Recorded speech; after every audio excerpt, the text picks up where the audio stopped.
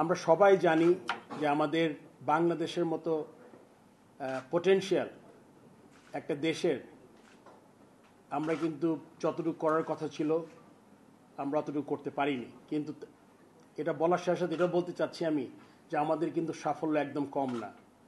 হয়তো কিছু পার্টিকুলার সেক্টরে আমরা আরও ইমপ্রুভ করার কথা ছিল, যেগুলো আমরা করতে পারিনি। তখন আমাদের দায়িত্ব হবে এই সিস্টেমটাকে রিবিল্ড করা। আপনারা জানেন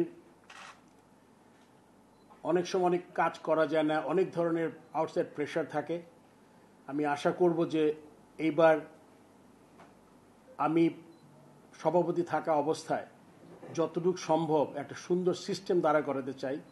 এবং আপনার এটা পুরনো কথা যে আমি যে একটা সিস্টেমের বিরুদ্ধে লড়াই করে কিন্তু আমি পদত্যাগ করেছিলাম। তো সেটা আমার মাথায় সবচেয়ে বড় প্রায়োরিটি থাকবে, যাতে সিস্টেমটা আমরা তৈরি করতে চাই।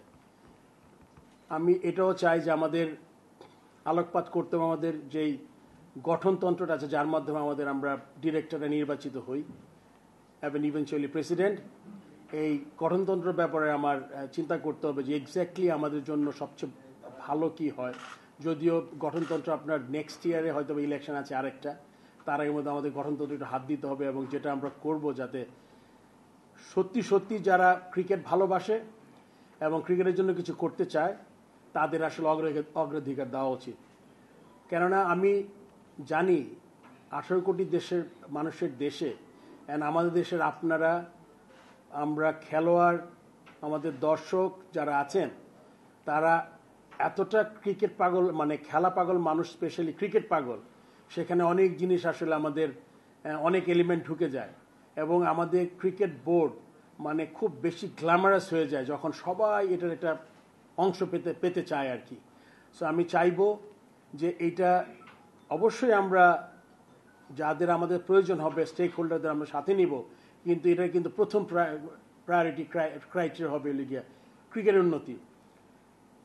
সেটা যদি আমরা এমনভাবে করতে পারি যে আমাদের সবার আগে যদি আমি বাংলাদেশি মনে করি, আমি বাংলাদেশ আমার দেশ, তারপর যদি আমার দল চিন্তা করি বাংলাদেশ ক্রিকেট দল আমার দল, তাহলে কিন্তু আমরা অনেক ধরনের সমস্যা থেকে আমরা বের হতে পারবো।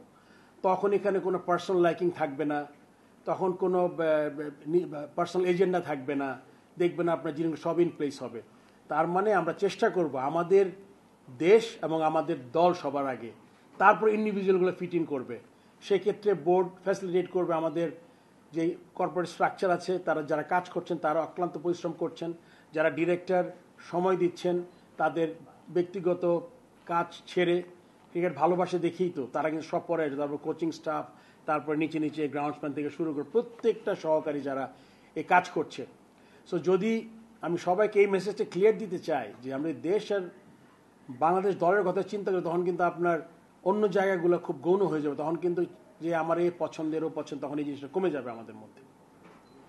আমি মনে করি যে আপনার অনেক কথা হয় যে প্রতিটা সেক্টরে বাংলাদেশে এমন দুর্নীতি হয়েছে, এটা আমরা সবাই জানি, আমরা তো সবাই বাংলাদেশেরই মানুষ। সো সেক্ষেত্রেও কিন্তু আমাদের যদি প্রত্যেকটা অর্গানাইজেশনে যেই দুর্নীতির কথা শুনেছি, এটা ক্রিকেট বোর্ড এটার বাইরে না, যদি এরকম কিছু থাকে ডেফিনেটলি এটা আমরা লুক আফটার করবো, আমরা দেখব জিনিসটা কী হয়েছে। এবং আগামীতে পুরোপুরি দুর্নীতি বন্ধ করা যাবে না, এটা কেউ যদি বলে আমি তার কথা পুরোপুরি বিশ্বাস করবো না, বাট একটা সিস্টেম চালু করতে হবে যেখান থেকে আমরা এই জিনিসগুলো আমরা কমাতে পারবো। এক সময় দেখবো আমরা একটা দুর্নীতিমুক্ত একটা জায়গা পাবো। আমি আমার টেনিয়র আমি এক্স্যাক্টলি জানি না কতদিন, বাট আমি এটা অ্যাসিওর করতে পারি আপনাদের, আমি যতদিন এই আমার সময়কাল থাকবে ততদিন আমার সর্বোচ্চ চেষ্টা থাকবে যে এই জিনিসগুলোকে লুক আফটার করা। আপনি যদিও কোয়েশ্চেনের আপনি জিজ্ঞেস করবেন যে আমার প্রায়োরিটি কি, আমি কোত্থেকে শুরু করতে চাই, এখানে কিন্তু অনেক জিনিসগুলো ইনভলভ আছে। অ্যান্ড আপনি দেখেন আমার সাথে লোকজন কিন্তু তারা কিন্তু ক্রিকেটের সবার দীর্ঘদিনের অভিজ্ঞতা। কেউ আছে ঠিকমতো কাজ করতে পারেনি, কেউ কাজ করার স্পৃহা কম ছিল। আমি আশা করব যারা কাজ করার, যাদের আগ্রহ কম, তাদের আসলে শুধুমাত্র বোর্ডে থেকে বোর্ডের ডিরেক্টর এইটা আসলে এই পরিচয়ে পরিচিত হওয়ার জন্য এটা গর্ব করার মতো কিছু হবে না। সো আমি তাদের কাছ থেকে আশা করব তারা প্রত্যেকে অত্যন্ত কেপেবল, তারা যদি একটু চেষ্টা করে সময় দেয়, আমার মনে হয় একটা ভালো একটা জায়গা আমরা যেতে পারবো।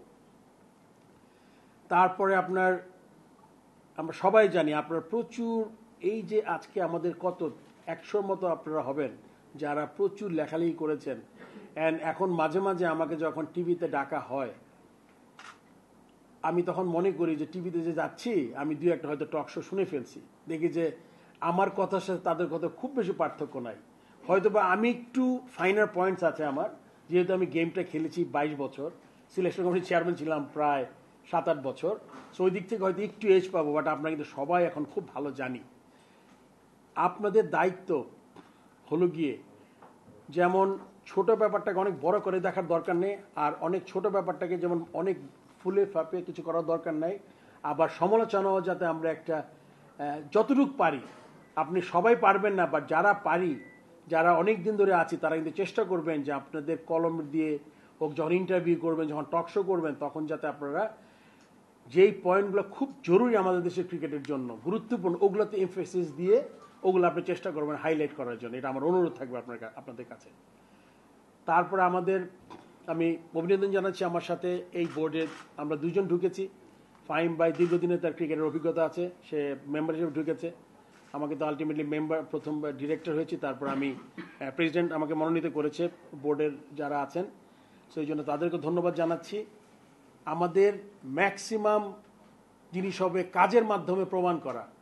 আমি আপনাকে মুখে বললাম, অনেক কিছু স্বপ্ন দেখালাম, বাট আপনি যখন দেখতে যাবেন তখন দেখবেন যে আসলে যেই কথাগুলো আমি বলছি ওটার খুব কাছাকাছি কিছু আমি করতে পারছি না।